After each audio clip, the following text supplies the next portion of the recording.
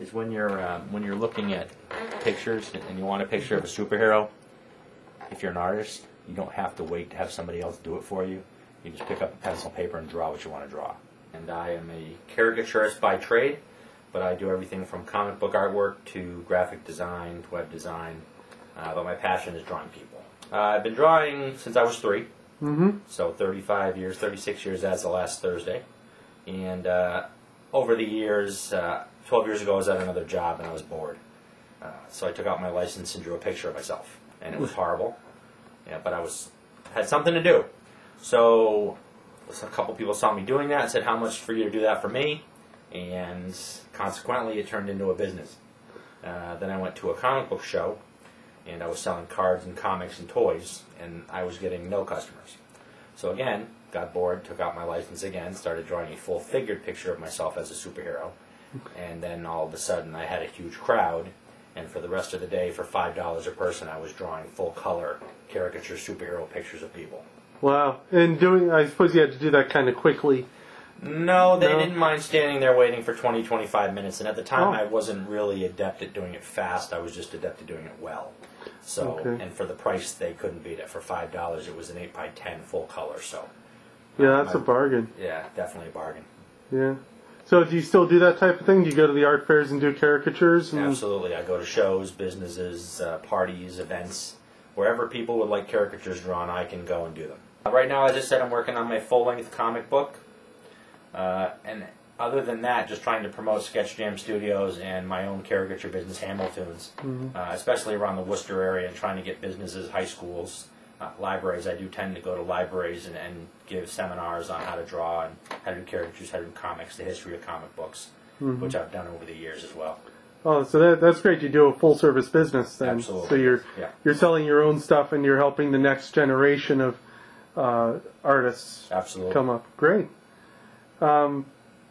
So, other than the Coney Island event, do you have any other shows coming up? Comic book shows. My studio is actually looking at comic book shows that are going to be coming up in the future, so we can book our table and appear there. We'll be going to the New York Comic Con in February.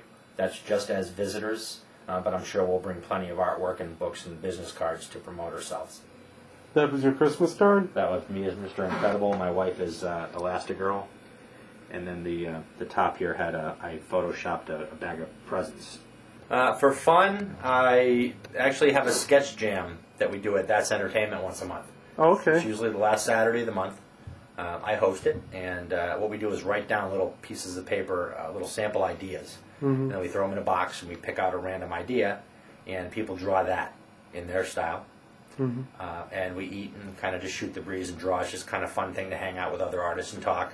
And then at the end, when it's a couple or 3 artists left, the really die-hard artists that want to draw all day, we take the last 4 of our subjects and we split a page into 4 panels. And we make each panel one of those subjects, but you draw the first one and then you pass the paper on to another artist and he draws the next one. So the story changes on every page because every artist is drawing a different panel. And that's really fun. I just like to sit and doodle. I doodle at work, I doodle in the airport, I doodle here. I draw people when they're not looking. That's fun. I like going to parks and malls and the airport and just draw people while they're sleeping or reading and they have no idea I'm drawing them.